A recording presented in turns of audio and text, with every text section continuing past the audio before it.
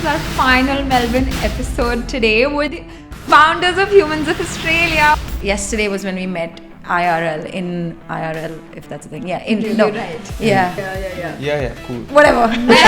Maybe we should talk about it. Maybe we should rally about it. Yeah. Maybe all the audience is on here. Just gave me an idea. What if all brown people stopped working for one day? Oh. Be it Uber, be it 7-Eleven, everywhere. We were supposed to get married In Jan in this year. January this year. And then obviously we had to push that through because of that redundancy period. I didn't know if I will be getting the job or not. Your managers are good enough to say that if you when you're applying for new jobs, feel free to put me as a reference and stuff? Let's not get there.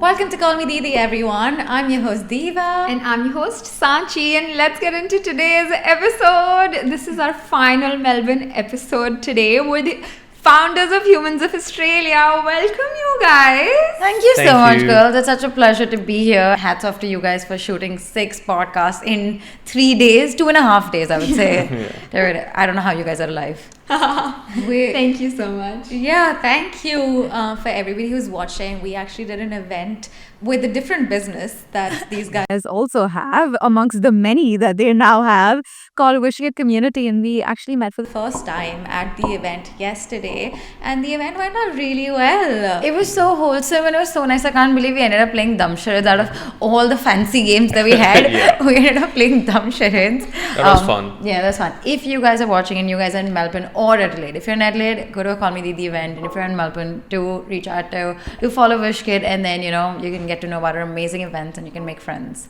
But on that, making friends, I would say first time that we spoke was I randomly messaged these 2 girls on Instagram for this story on humans, and they reached out and I was like, oh wow, I didn't know. And these guys were going viral at that time, so I didn't expect them to respond. I thought okay, influencers will be fancy and have to want drama and attitude, but they were the sweetest girls ever.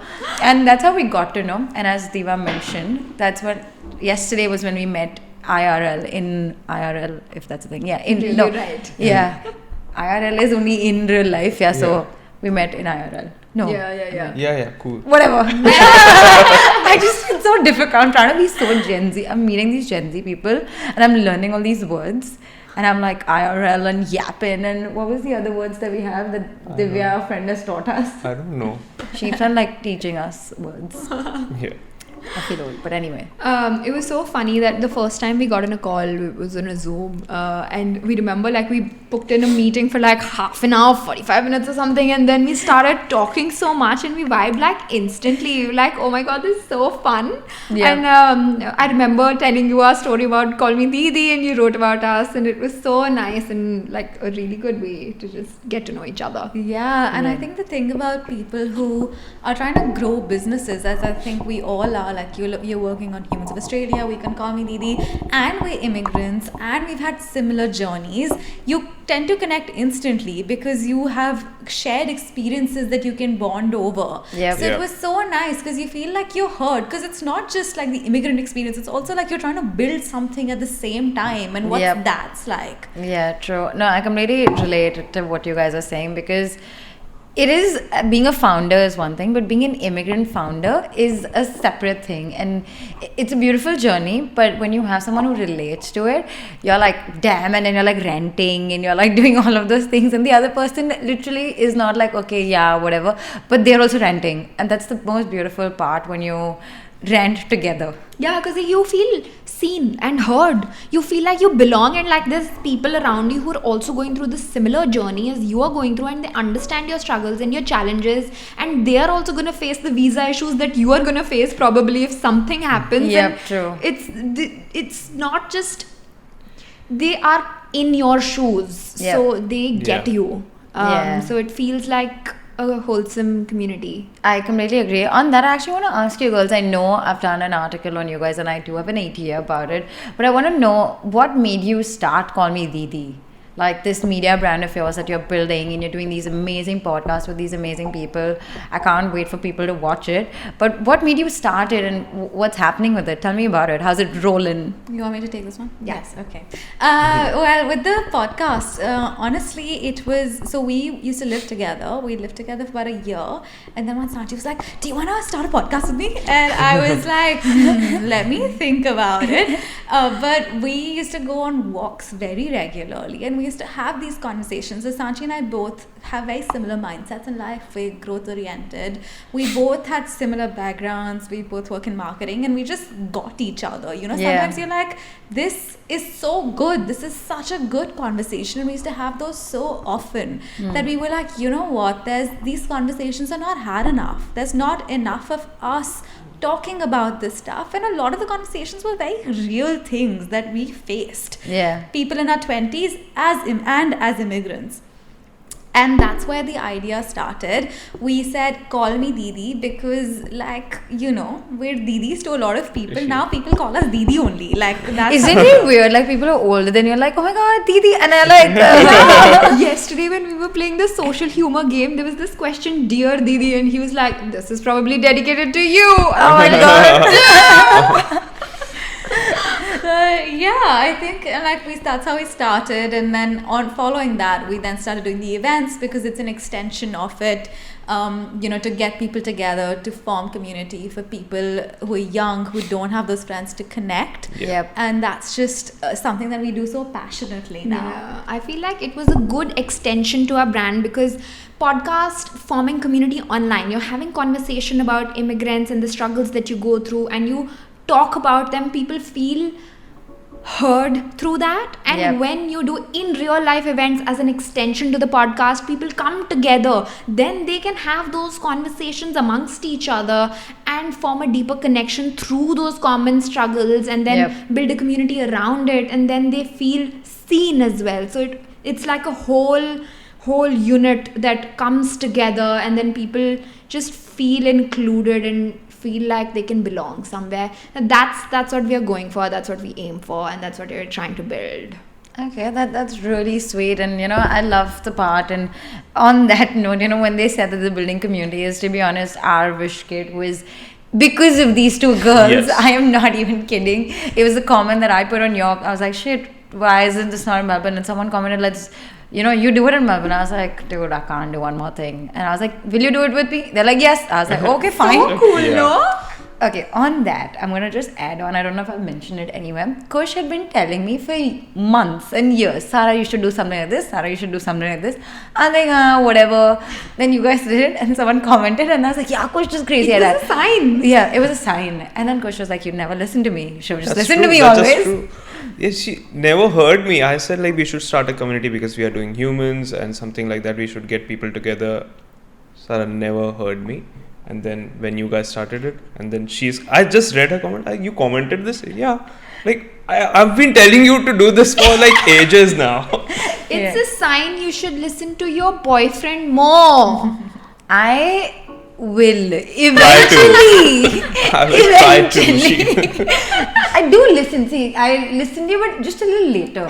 I just need an extra push to listen. I feel like sometimes when people who are very close to you are trying to tell you something for your own benefit, you don't listen to them. But then when someone from outside tells you the same thing, it hits you different. It happens with me all the time. See? What see? Just like listen. Anyway, do you want to talk us a little bit more about your business and how did you start Humans of Australia? How did the idea come about? Yeah, for sure. So I started Humans, I'd say, in 2022.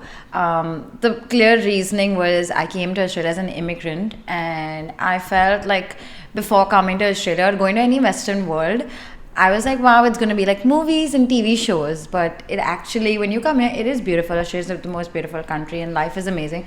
But it's a lot of struggle, which is never shown or spoken about. Like when you go to LinkedIn, someone's getting promoted, someone's starting a business, or someone got a new job. Or when you're on Instagram, people are traveling, or they're like chilling with friends, or they're buying a house, and you're like, what's happening? Why is my life not like that? And that's what living out here made me realize, that life is way different than what mainstream media shows you.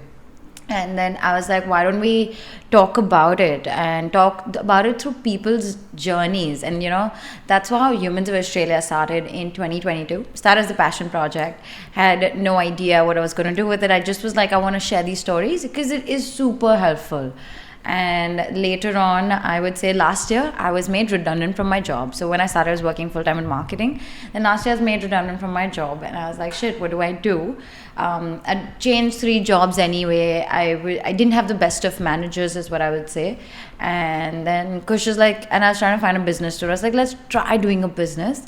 Then Kush told me that, Sarah, why are you looking for a business? You have humans. Why don't you grow it? It's like one thing you're building, which has so much potential. At that time, I didn't see it, but then Kush said it, and I heard him this time. That's exactly what I was thinking. Heard me after like 3 months. No. Yeah, you went to India. You said you were gonna So start I needed some. a break, okay, after redundancy, okay? Okay, you went. Yeah. You went for a trip. You went to India. You were gonna start another brand. Totally. Listen, And I then was needed like, a you break already after had- redundancy. It's so difficult, I agree. I like did the travel. same thing. Exactly, you wanted to start a travel business, if you remember. You Did wanted it to happen start. with you? Did it happen You with wanted to start. No, I wanted to start a travel podcast before Yeah. this. Yeah. Oh, dude, Travel. I love when I traveled. I did a solo group trip thing. Okay, random strangers, and they just put together random people.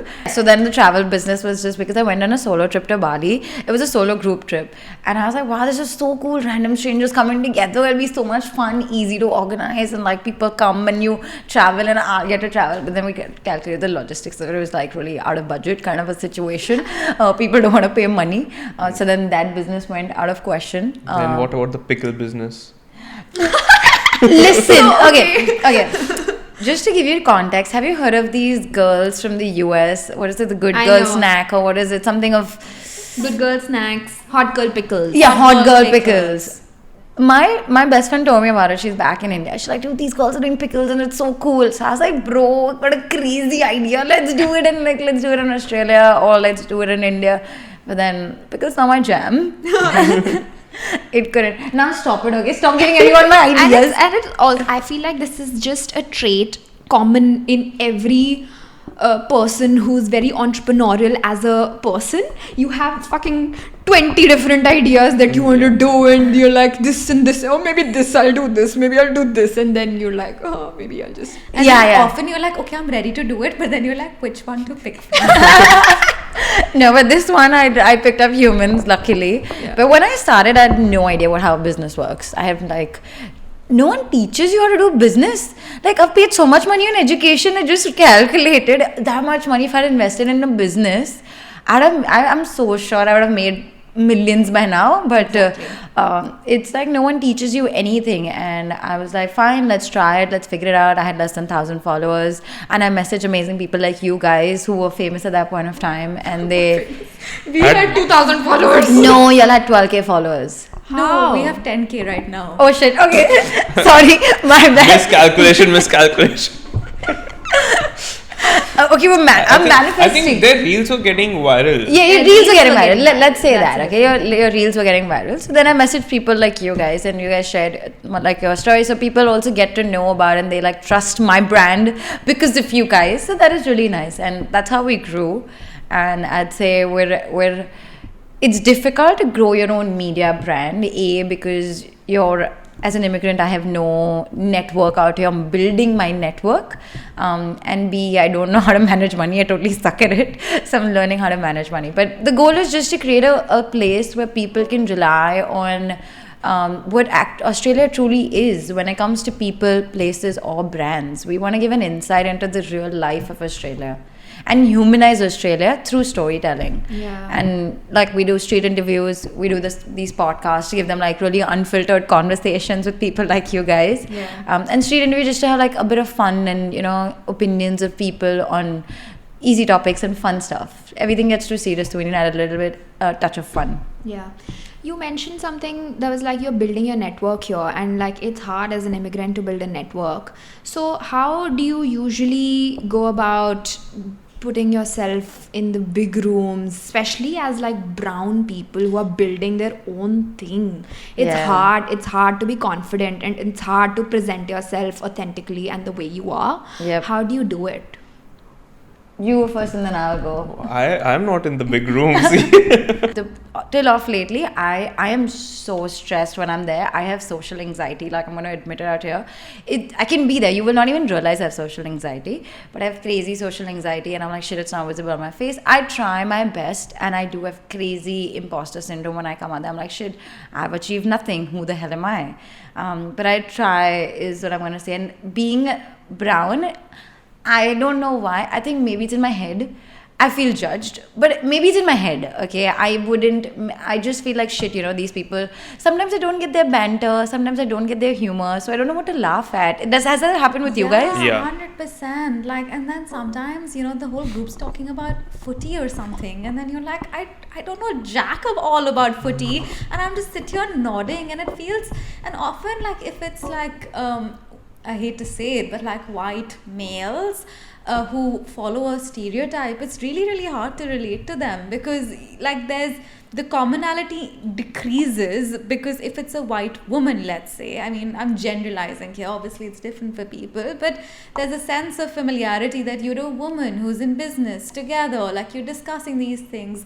But I 100% agree, and I feel the way you feel when I'm in rooms like this, because it's tough. Like, you do feel like you were the outlier in the room. You look different, you speak different, especially in places like Adelaide, where there are not that many brown people in rooms in general. Is it lesser South, let's say South Asia, or people of color, lesser people of color there? Yeah. There are people of color, but when you go to rooms where there are startup founders, let's say, or even these networking events, there are very, very few people who have maybe even achieved things and are proudly talking about it.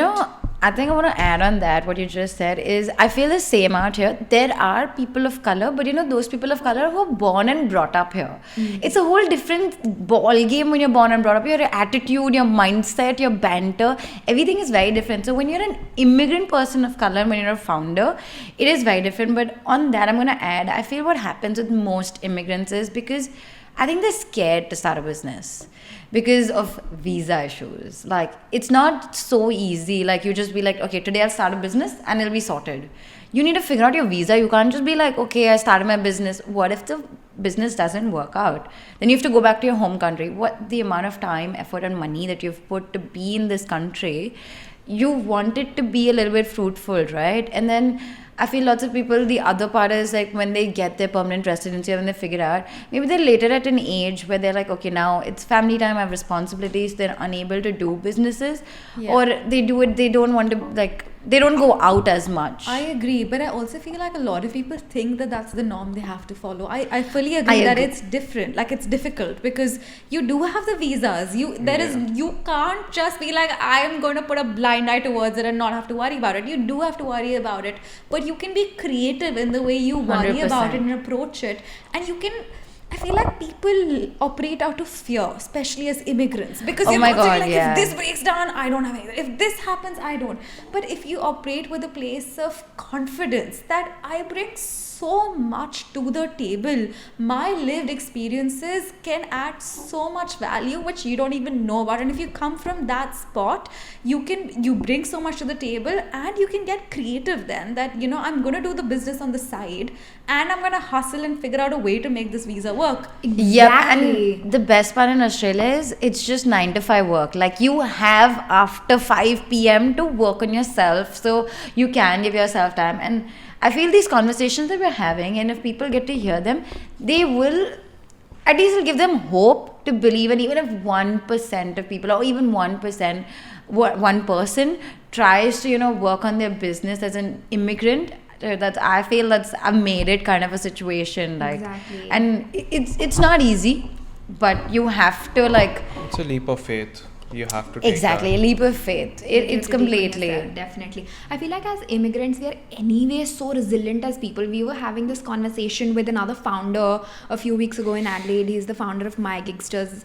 I know him, yes. Yeah, Benji. And when I heard his story about how he figured his visa situation with his family and he was all in on his fintech business, it gave me so many goosebumps. I was like how did you do, like how did you find the courage? He was like, as immigrants, Yeah. we're already courageous. We have left our home country. We're already resilient as True. people. We have faced so many challenges and we've overcome them. And so like you have proof that Yeah. you can do it. You've done it for yourself, right? So you can do it in business. You will find a way. Like just trust yourself.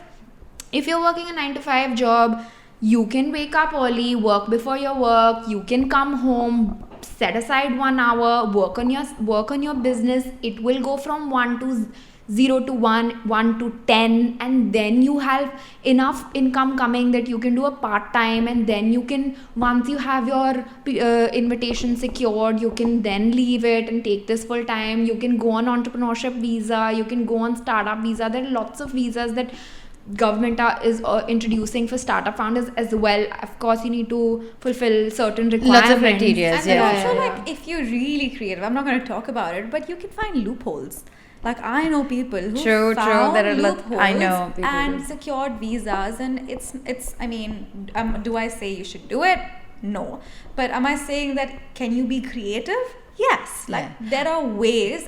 I think the key there is to speak to a lot of people, to ask people about their journeys, how have they done it, find the right networks, be fearless with that, because that's Yep. going to take you so far. But something that people do think about is their journeys while they're having a full-time job as well, right? Like when you have a full-time job, a lot of your identity relies on the job, especially Yep. on a visa. I was thinking about that, people like their identity. If you ask someone, hey, what do you do?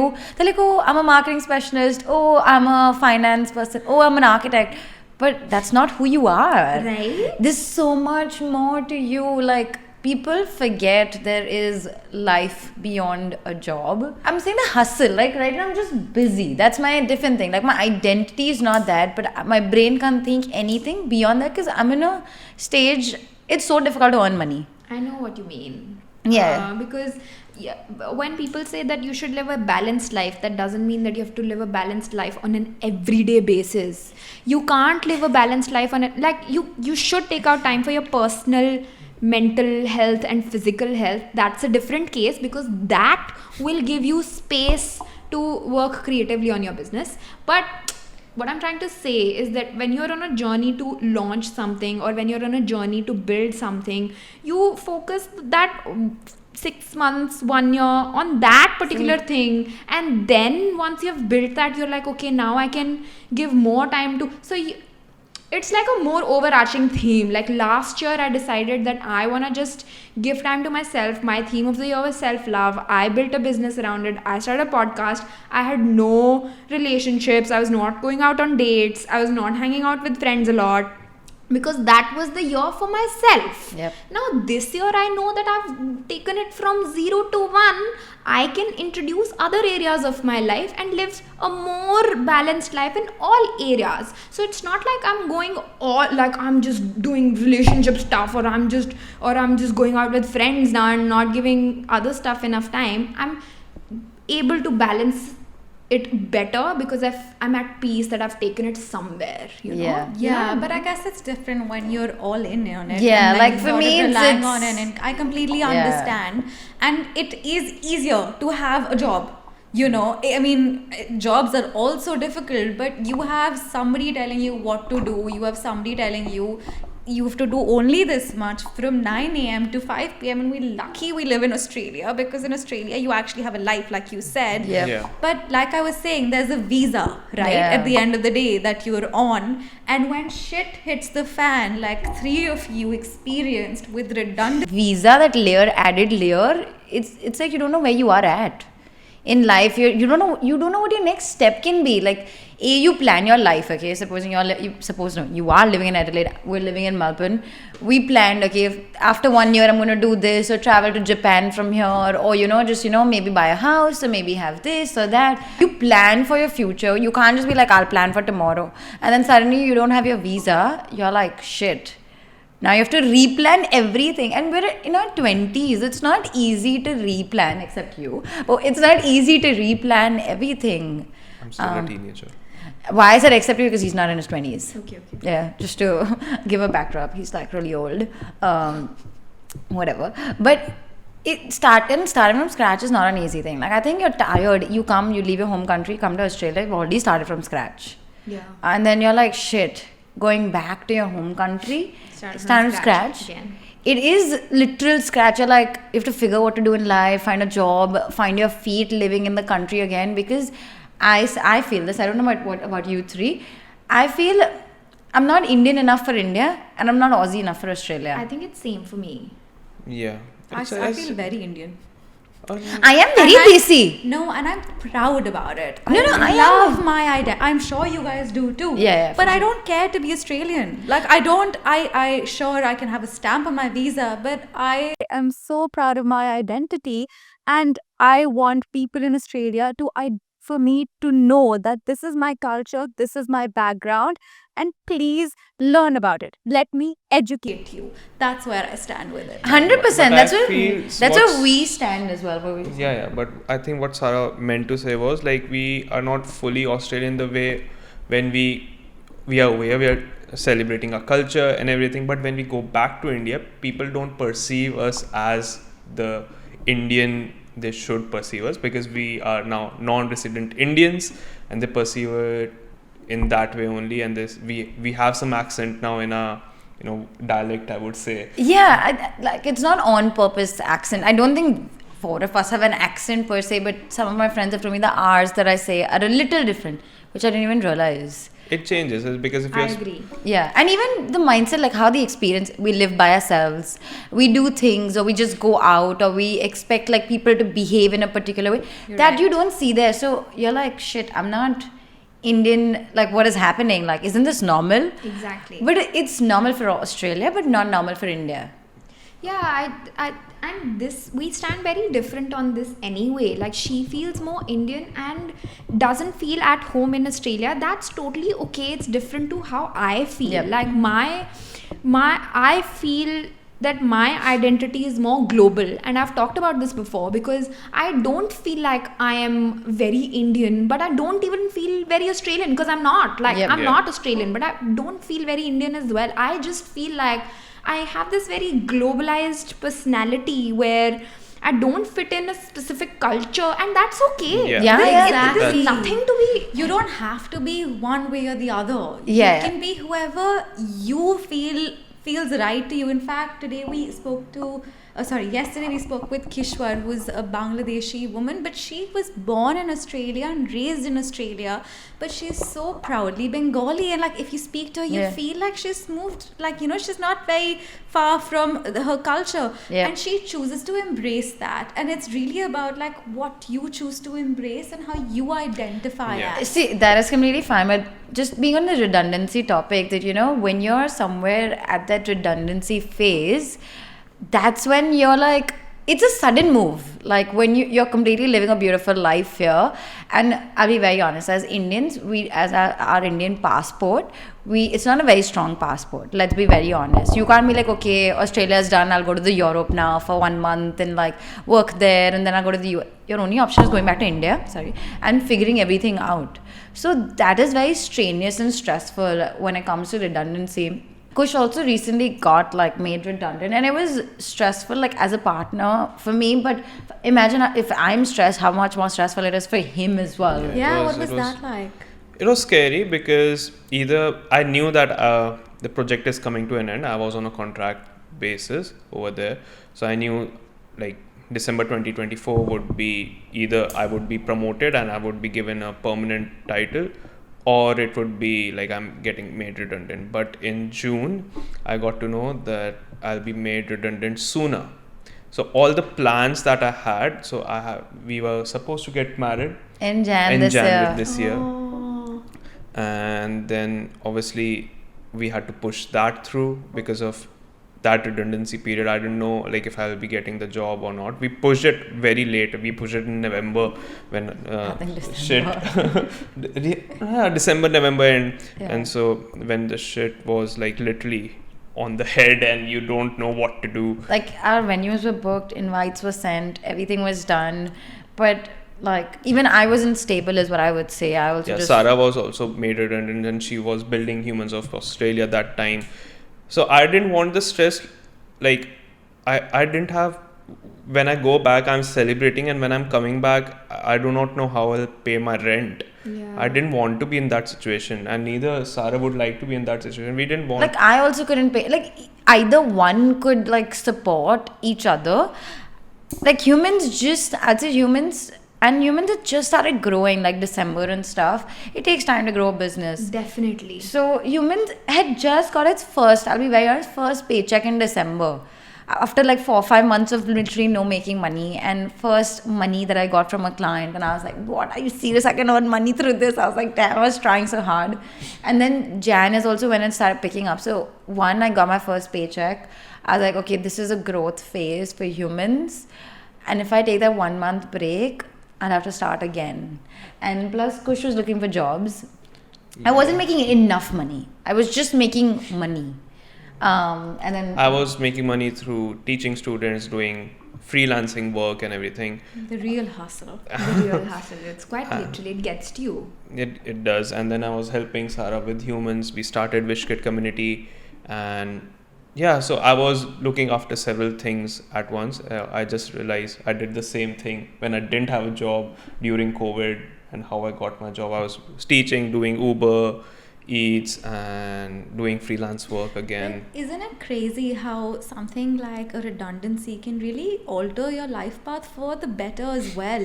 oh my god, I didn't think of it that it altered our life path, what our life path was gonna be of being married and things like that. Sure, I didn't. That's a great question to ask. Yeah. It did. Yeah, it did alter a lot many things. Oh my god, yeah.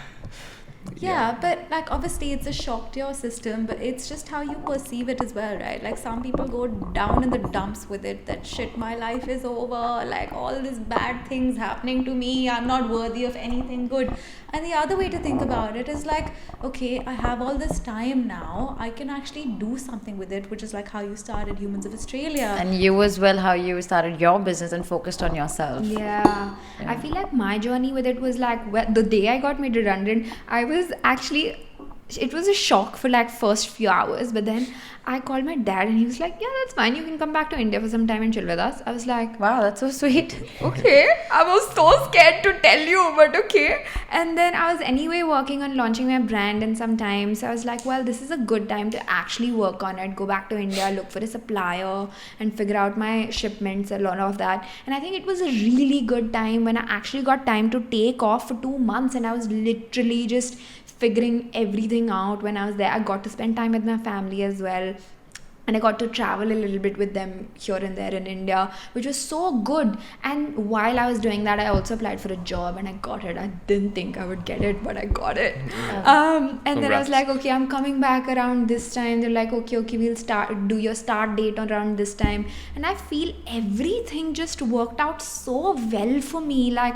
I didn't think it would work out so well. Like I got made redundant right after my thing was done around permanent residency thing as well. Yep. And then I got time to spend with my family. I got to work on my business, and I feel like once I got back into my job, it gave me a good routine, because my job is quite literally 9 to 5. I don't even bring my laptop home after my work that's ends. nice. So it's like I switch off, like I Yeah. have nothing related to work after 5. So then I come back and I have time to work on my own business, to work on the podcast and grow this. Like I feel I got a whole new structure after that. But again, it only happened because of the way I looked at it, right? Yep. If I Yep. wouldn't look at it in a different manner, that this is the time I have for working on my own stuff, I wouldn't get to where I am. 100%.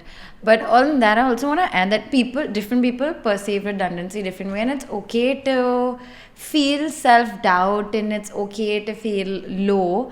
I'd say the first week I was like, shit, this is my fault, shit, I suck and I'm so bad and maybe it's my thing. And to be honest, when my manager told me that I'm being made redundant, I was like, okay. I couldn't believe that I would be redundant, because there was a lot of things that were working because of me. I'm not saying because of me, but I was functioning them is what I'd say. And when he said it, I was like, okay. And I was like, shit, like, and then when I went back home, I was like, dude, that's a shittiest reply. I should have like cross-questioned, like, why and what's the reason? Why can't it work out? Why is it supposed to be me and things like that? And I felt like shit, I'm not even kidding. I came home and cried and I was just upset. For 1 week, I was just like upset watching Netflix and lying down on my sofa, and I'm like, life is a waste and I don't know what to do and who will even hire me after being redundant. You feel like the tag of redundancy is a shame. Like, Yeah. It you gets on you. It does get on you, right? You feel like shit. Now if I apply for a new job, people will ask me what about my last job, and I have to say I got made redundant, and they'll judge you. But were your managers good enough to say that if you, when you're applying for new jobs, like, feel free to put me as a reference and stuff? Let's not get there. Really? And like, I don't want to mention it because I just want to say that I didn't have the best manager. I'll just say that. In this one, and it was unfairly, like, I got to know things later on and I just don't want to talk about it. So let's like leave it out there. Yeah. But have any of your experiences felt like being people of color has had an impact on being made redundant? I think mine was, yeah. I'll be very honest. I was the only person of color or as the only person of Indian thing who was full time. And I felt my manager was like, there was another guy, amazing guy, very smart, no doubt. But if like that person would say something, it was valued more than what I would say. Like by the end, it was like, fine, whatever you say, I'll do it. Like I stopped using my brain, because if I used my brain, it made no sense. Because they would anyway do whatever they want to do. And then they'd be like, think out of the box. I'm like, dude, what the hell, man? Yeah. Well, So yesterday in the event, actually, I was talking to someone and he is on the hiring phase. Like, he is hiring for a company. So he was telling us like how things are, and the people of color actually get hired the last and get fired the first. And that's what he was told, like, and there was criterias and how much you're paid also. Everything is classified, but he was just discussing. I cannot take the names or anything, but that does happen. Yeah. And people should know about this. yeah, and I agree. And my name is Sarah, right? So it's very universal. It can be Aussie.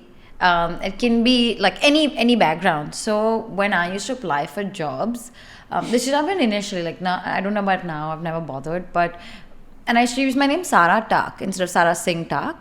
Now apparently I've heard this, like, Tak can be also very like anything. You never know if it's an Indian thing or no. So people used to get me for the interview, like, and then they're like, oh, then they used to realize that I'm a person of color. I've Like, heard this before. you heard this before? Yeah. Yeah, because we had two guests in our second episode, and her name is Andrea. How do you pronounce last name? Korean. So that name also sounds very international, and Yeah. like her accent is also very Western because she's lived abroad her whole life. Like she's been an NRI her whole life. Yeah. But she's like brown and she's Indian. So whenever she used to go for jobs, interviews, like she would always like hear things like, oh, we can't pay you enough because they were like this, Yeah. we have less budget for it, like stuff like that. Oh, okay. Yeah, I've heard that a lot. Like, I was earning a certain amount back in where I was working, and then when I applied to this new job, like my first interview round, Yeah. they said, okay, everything is okay. Then went for the interview, everything went fine. They really liked me. I got a call saying, okay, what are your expectations? I was like, I've already written it in the forms and I got the interview. So what are the next steps? They said, "Oh, we just want to confirm what were your expectations." And I go, "Oh, this is my expectation, obviously." Like, "Oh, this is out of our budget." And I'm like, "But you did call me for the interview. It was all written. You already had the information." They said, "No, if you want to get into intern position or something?" Not an intern. Junior position. Junior position, yeah. Junior position, we can think about it. And I'm like, "But I have this much of experience." It's like, "Yeah, but we have people of more experience who are coming for lower pricing." I'm like, "That's not possible." But okay, well, if you do not want to negotiate, you do not want to negotiate. And I didn't want to be at that place that I'm just cutting my stomach to just be at a place. Yeah, 100%. In fact, when we spoke to one of our friends who works in recruitment, she said she's heard conversations like, that like a person of color would be a good fit because there'll be cheap labor.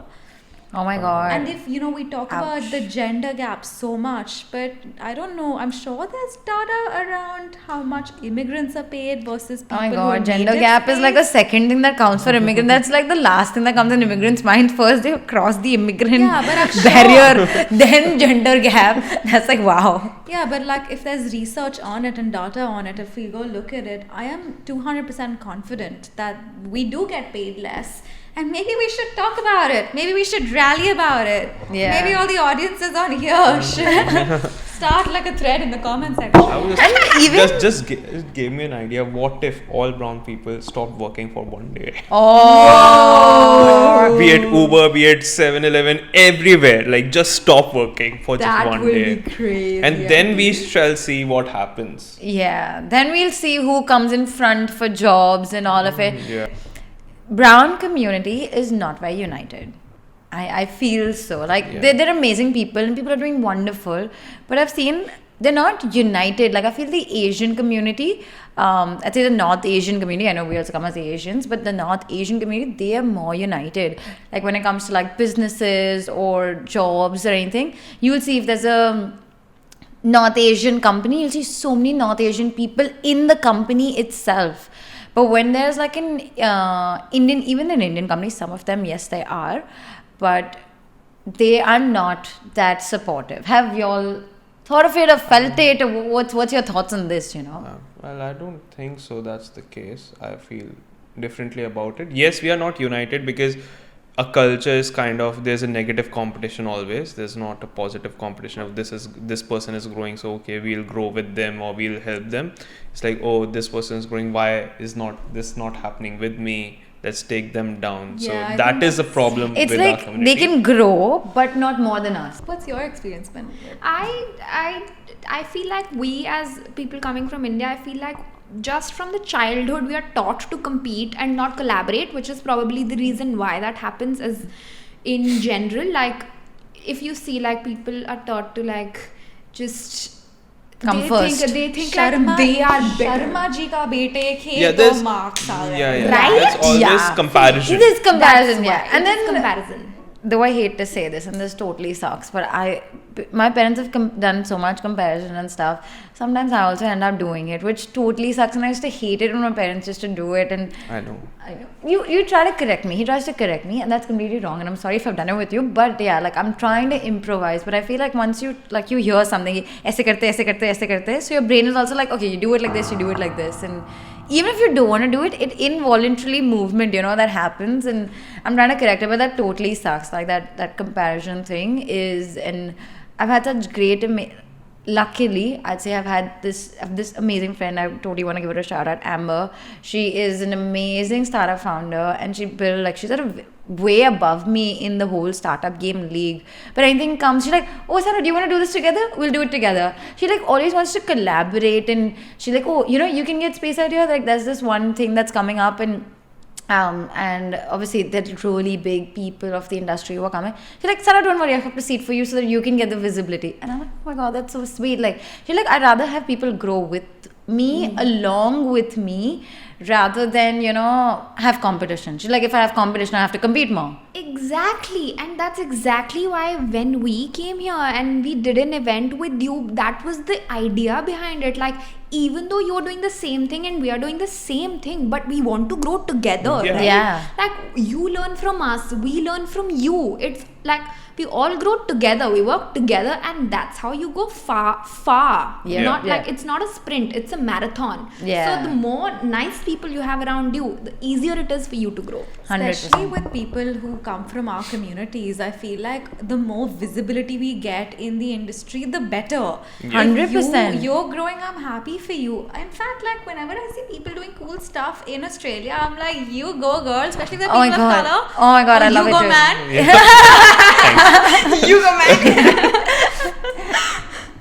No, I completely agree. It was so nice. Like I'll be very honest, and you share as well. I'd say that I got to learn such nice things about few things that you do with the event, like the start chit thing. That was really nice, and the questions were so wholesome. Yeah. That was really nice. I think that's a great takeaway for us from your event, and it's good to collaborate. And people, you're not gatekeeping things like, oh no, this is at our event, so we'll keep it at our event, but not at their event. And we also tried to just open all our cards. Like we have nothing else. We put literally got everything that was possible. Definitely. I think Yeah. what we learned from you was that how engaging you make it, and like you take care of everyone who comes to the event. Like you really try to make everyone feel included, which I felt was so good. Oh, Thank you. Yeah. no. I'd say it was a very wholesome event that two South Asian Communities Communities. have collaborated and put together. exactly, and it was very wholesome. So I feel we can grow together, and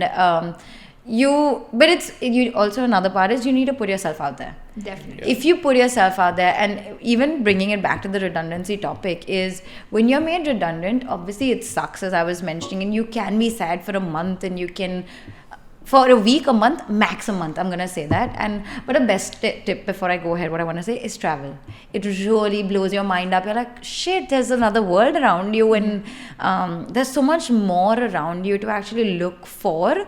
And then you'll be like, okay, I need more money to travel, so let me actually Work. And also, like, I would definitely like something I would have not been able to do is if I didn't have that emergency money to fall back on to do that for myself. It would have been so hard because you're stressing all the time that you don't have money to please always keep at least 2 to 3 months or at least 4 months of money with you, so that you don't just get any job that you get next, right? Yeah. You Yeah. find your right job, you're not stressed about it. You can take a short trip to get that refreshment and be in a different space so that you can think more clearly and think about what you want. But you can only do that if you have that little bit of money to fall back on. 100%. So please have that when you have the job, and even if you put aside $50 every week, it'll build up, but do that for yourself. Yeah, no, I It's completely agree. And you forget to think, say you forget about the redundancy when you're traveling. You don't have the time to think. You're busy doing so many things. So it's a great break because it is a hit to your confidence, no doubt. Depends from obviously lots of people, but at least I'd say it is a hit to your confidence for me. I don't know about you as well. It was. It was, yeah. So, but the point is, after that happens, as you mentioned, how you see it, is you need to put yourself out there. Even though if you're the most introverted person, you don't like going for networking events, once you start going, you'll just keep a goal of talking 5 minutes to one person and just being there. If you keep on going for one each event, by the end, by the fourth one, you might end up talking for 10 minutes or 15 minutes.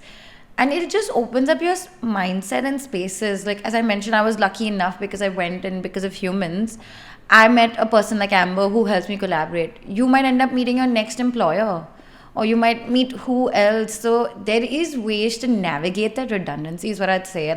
After that whole mental stress and whatever happens, but you need to put yourself out there to navigate it. I want to understand, what did you do to navigate, yourself?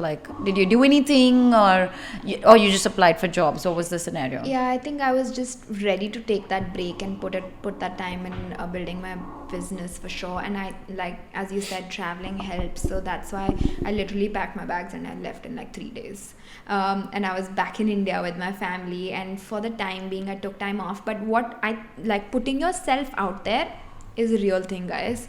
I made this LinkedIn post writing about my experience working at my previous company, which was a great experience. They hired me, I worked with them. I learned so much in that experience. I cannot even tell you, it was invaluable for me. Yep. So I wrote about my experience working there and saying that, okay, I was made redundant and I'm looking for these roles. And last year at the start, I met this incredible woman in a networking event where we were having a conversation. I was telling, oh, this is where I work, this is what I want to do in my life. So we connected really well.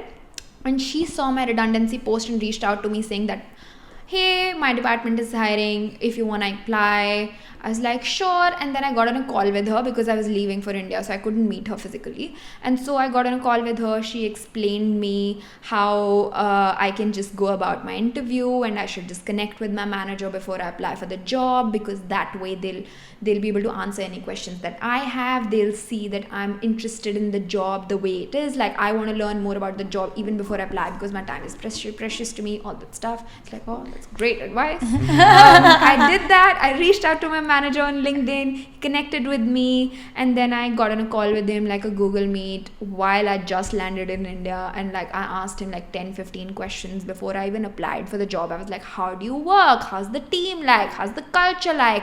This is what my experience is. Do you think what I can bring to the table is valuable to you? Like, all that questions. He didn't ask me any questions because he's not allowed to before the interview, but I asked him all the questions about the company. That way I also got to know if I was a good fit there, right? And when I did that, I applied, I got the interview, and then that is the only company I applied to and I got it. Oh wow, that is First brilliant. time. I've been jobless, homeless 3 months straight. Like, this was my first time. I've only applied for one job and I got it. But I think it was a journey that I took, right? I built that. I built my network. I built those skills. They saw my LinkedIn. They saw that I've organized events in the past. I used to work in that.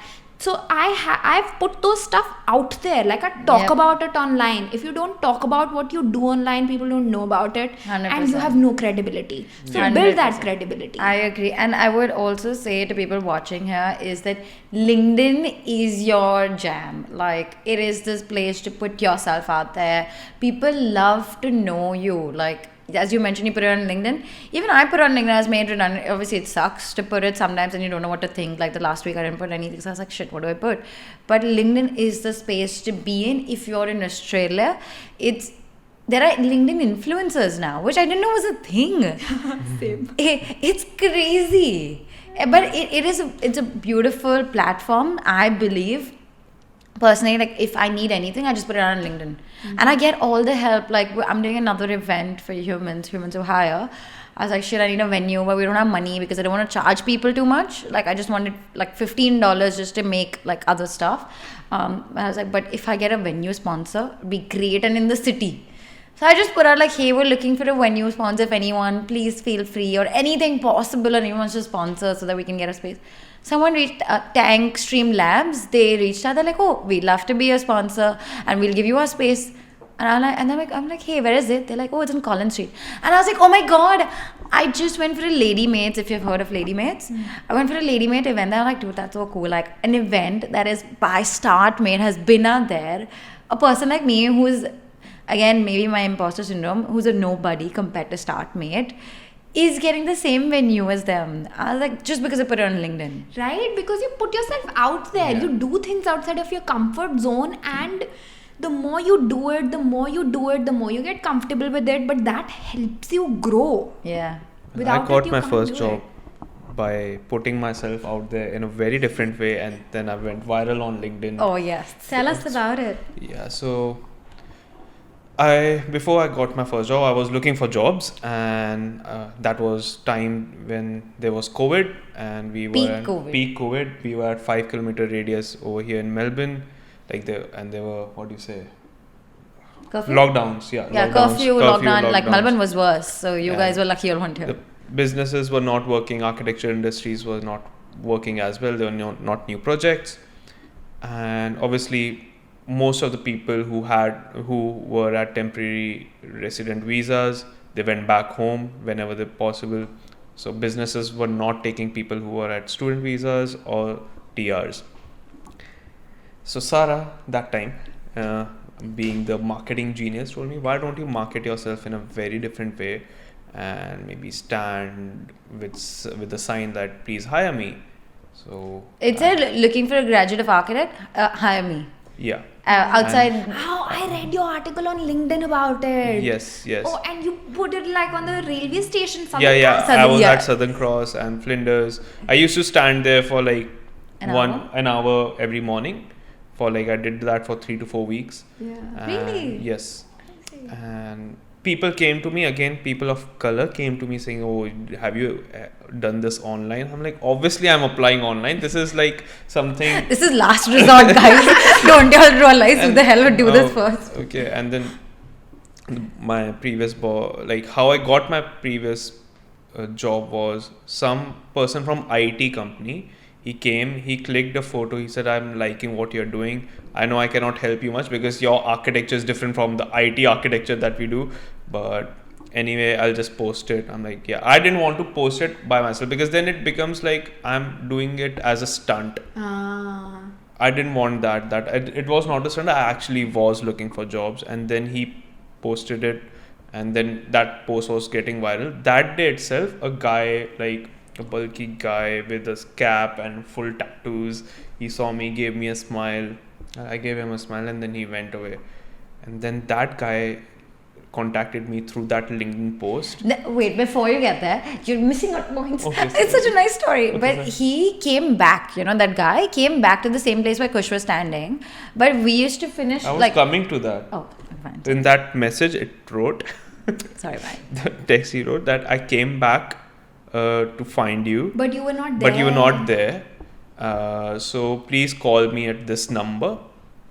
And I'm like, okay. And then then I had an informal interview with him, and then he became my manager for past 3.5 years. Damn. And he was the first person to be hired who wasn't a permanent resident or citizen in that company. Yes. Just because of putting himself Yeah. out there. And then there was a ABC article also on this, and there were Interview as well, yeah. I was on Channel 10 or something. Channel 9 or 10, one of Yeah. those. This is exactly what things can happen. Your life can literally shift around if you put yourself out there. Yeah, and I know it can be scary. It was super scary for Kush because I remember having this conversation that day. It was the last day we were standing because Kush was like, because you do get hate and stuff, and I wasn't standing there. I was just far away to like maybe take pictures or just for mental support. It's not easy just to put yourself out there and stand and be Some like, hey, days give you me were a job. not there also. Like there were Some days I wasn't there, but he was discussing. He's like, what if companies see and they misjudge me for putting myself so much out there? What if I'm too outrageous? I did get those comments like, why are you doing this? It puts the whole architecture people down, like we are not hiring. But yeah, you guys were not hiring. That was the It's problem. true. That's It's your true. true story. And- Yeah. And actually, what is Australian architecture? Some agency. There's an institute, Australian Architecture Institute, which takes care of all the architecture people in here of Victoria. They actually used this ABC News and got funding to hire graduates. What? Yes. Yeah. See, So- you've changed so many lives Yes. by putting your It self out is. It's there. crazy, but that's it was scary at that point of time, and that was the last day but it took 3 to 4 weeks, and that was the last day. But he put himself out there for that particular amount of time, and that went viral. Not necessary that you put yourself out there and you will go viral. So that's not the key takeaway. There were also junkies who came and said, "Oh, we have another option for you if you sell this for us." I'm like, no. You will get a lot of money. I'm like, Dude, no. I think I don't, after this, I put this post as well. Like, I now understand why people do fraud because earning money is so difficult. Anyway, before we end this episode, I want to ask you guys, what is this one advice you will give to your younger self who, knowing what you know now? Give us each. Okay, wow, that's nice. Do you want to go for it first so I can think about it? I think I've already talked about it. Don't compare yourself with others, be it at whatever age I am. Do not compare. Yeah, that's actually nice. I would say to believe in yourself, because I have a lot of like self-doubt, and it does happen with time. And so there are societal expectations, and especially when you come from, at least for me, that I come from an Indian background. Not that my parents have said on it, but it's just like in my mind that, oh, by this age you're supposed to do this, and you see your friends working and people getting married, and now they're starting to have kids and stuff and planning for kids. So it's fine. Everyone has a different timeline, is what I'm going to say and tell that person, and to just believe in yourself, like to be confident. I was once a confident kid and then I lost it. So just continue being that, Sarah, like it's okay. And you're going to do fine. I like it. Yeah.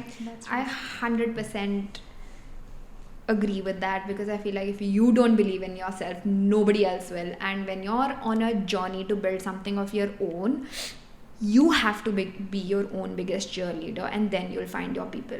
Yeah, Yeah. I completely agree. I would like to ask that same question to both of you. That's a great question. What would you guys tell your younger self? You go first. I would just say to be the way you are, because I've always been authentic and raw to myself. I've always stayed true to my value. I've always been an authentic person in myself and been comfortable in who I am. And I would tell her to be exactly like that. Like, do not change. The world will try to change you, but do not change. And Yep. you're really good as who you are. Love that. That's actually really, really Yeah. sweet. Yeah. Yeah, I will go back to what Kush was saying, because even I struggle a lot with comparison and like thinking of, this person's doing this and this person's doing this. But have read a quote which has stayed with me, and I remind myself all the time. It was, pick your lane and swim your race, right? Yeah. Because everybody has a different journey in life, and everybody's childhood is different. Everybody's, the way you've grown up is different. The values you've taught has been different.